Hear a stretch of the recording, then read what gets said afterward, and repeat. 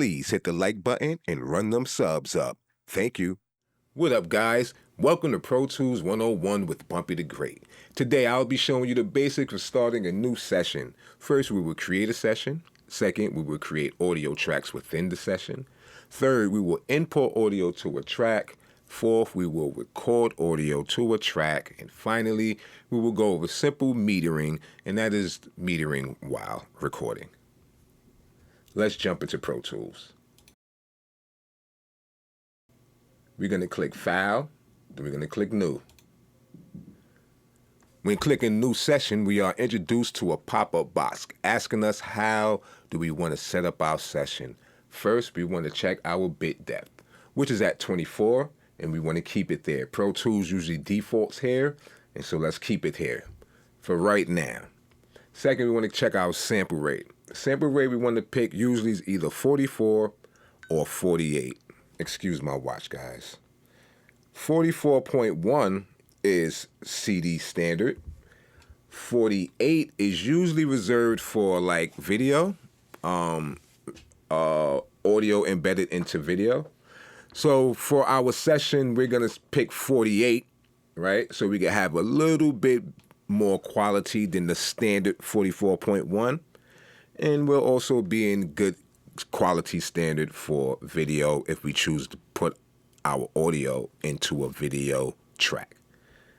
So let's click that and let's name it. We're gonna name it Test Session real quick.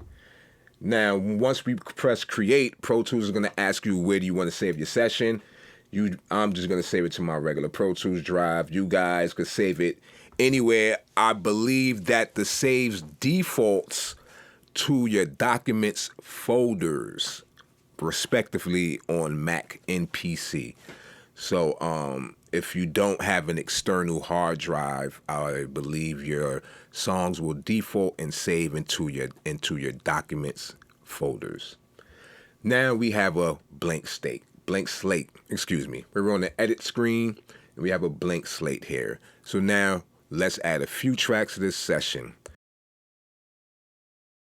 We could either head to Track and click New, or we could use the shortcut Shift-Command-N, and voila. You're introduced to a new pop-up menu asking you what type of tracks you want to create. So we can create an audio track, an aux track, a master fader, a VCA fader, a MIDI track, and an instrument track.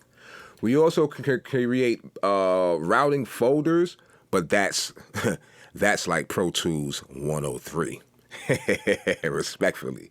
So we're just gonna keep it down to here, guys. We're gonna make audio tracks. So what we're gonna do here, we're gonna create a number of audio tracks right here. So if I press 8 mono audio, boom, and press create, it will just create 8 audio tracks, no name, straight mono audio tracks. But what we want to do is set up our tracks in the order of how our session would lay out, right? So first we just keep that on 1. We want to make a stereo track, right? We could just name this stereo track, let's say beat, right? We press plus. Now we've added another track. And this is the next track is a mono track. Audio, no name. And we can keep it like that respectfully. At this rate here, you can either pick 8 tracks and just press create, or you could just keep pressing the plus button, naming your audio all the way down until you've got the amount of tracks you need, or until the pop-up window is full. And I believe it's full at maybe 16 tracks. I believe so. I'm not 100% sure on that one. But frankly, for right now, we're just going to do 1 stereo file. We're going to call it beat. We're going to choose 8 mono audio tracks. And we're not even going to name the tracks because usually those names are reserved for the artist name and the type of track that they're laying down, whether it be a vocal lead, a vocal background, or a hook track, or an ad-lib track, any of those things. So let's press create. And now we are presented with tracks. As you can see, we will have 9 tracks in total, right? What I forgot to mention is, let's just press new track again. And let's add a master fader. That's what I should have added on the last one. Excuse me. We're going to make it stereo. So we have one stereo master fader. All the sounds are here. They will route to this last track. If you want to see it in the mixer mode, each track has its own fader, but all these faders and all this volume here sums in this master fader here. Okay? So now we want to import a track. So we go to File, we go to Import, and we can go to Audio, or we can click Shift-Command-I. It brings you up to a pop-up. We'll choose this beat that I have already set up. We'll convert it to MP3. At any given time, your box should pretty much say convert if you're in a different sample rate of the audio file you're trying to import. So say like this, your audio file that you're trying to import most likely will be at 44.1. So if your session is at 48, Pro Tools is going to convert the 44.1 file into a 48K file. No, it's not making it 48K. It's just adding some digital ones and zeros to the file so Pro Tools could read it as a 48K file, but it's not being processed as a 48K file. It is still a 44.1K file. It is just working now in a 48K session, and so on and so forth. You can drag that file into an 88.2K session, a 96K session, and so on and so forth. So what we're going to do is we're just going to press convert here, which is there. Press open. Pro Tools is showing you where it's saving that, saving it into the audio folder, audio files folder. So we just press open there. And now once this processing audio is done, it's going to ask you, do you want to put it in the clip list or do you want to add a new track? We're just going to put it in the clip list, being that we made our tracks already. So let's press OK here. Click the side arrow. As you see the side arrow here, boom, boom. And then you just drag your beat, boom. And now we should have sound. Don't worry guys, we won't get no copyright strikes for none of this. These are my beats, they're already on YouTube, so let's go. Okay, so now guys, before anything, right, what we want to do is come to this area right here. We see the little 0 dB. That's called clip gain, right? We want to turn this clip down to -12. We want to cut the clip down to -12. Why do we want to do that? It's for recording purposes.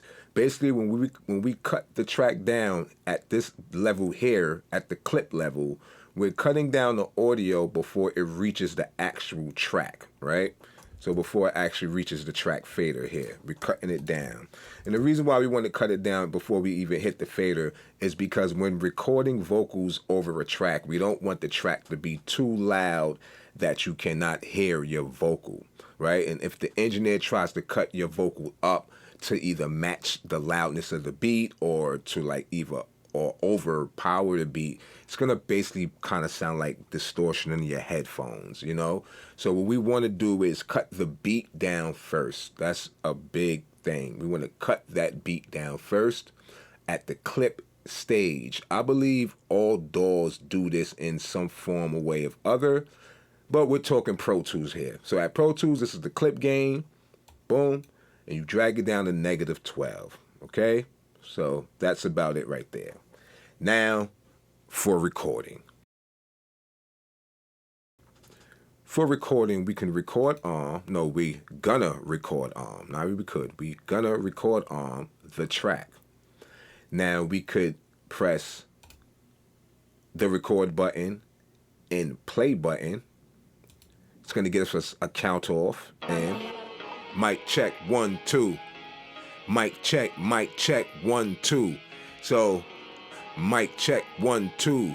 Yo, yo, yo, yo. So if you guys can hear me, now if you can, I know you can hear me. You'll see that I'm not straining my voice to be louder than the beat, nor is the beat overpowering what I'm saying. So always cut that beat down. Also, pay attention to the metering. If you see our metering here, the metering is only peaking about 12 dB. Negative 12, negative 16. The beat is peaking at negative 12. When recording vocals, we don't want to peak no higher than negative 6. If we want to play in this area between negative 12 and 6, that's a good area to play in, but we don't want to go higher than negative 6 in peak value, okay? Again, we do not want to go higher than negative 6 in peak value. I apologize, peak volume. For the most part, your session, see how this looks here? See the wave file? See, should pretty much look like this. Again, use your ears, right? You know, it could be a little bit bigger, you know, but use your ears. Make sure you're not distorting at no stage of the recording process, okay? Let's get rid of this track. As a matter of fact, no, let's bring it back and let's play it back just to, excuse my watch, guys. Let's play it back just to hear it. So if you guys can hear me, now if you can, I know you can hear me. You'll see that I'm not straining my voice to be louder than the beat. Facts. And if we was rapping, I would probably really be in line with the loudness of the beat. But we're just talking right now. So guys, always remember to cut your beat down at the clip stage, okay? And always, when recording vocals, we don't want to peak over negative 6, okay? Also, once everything is said and done,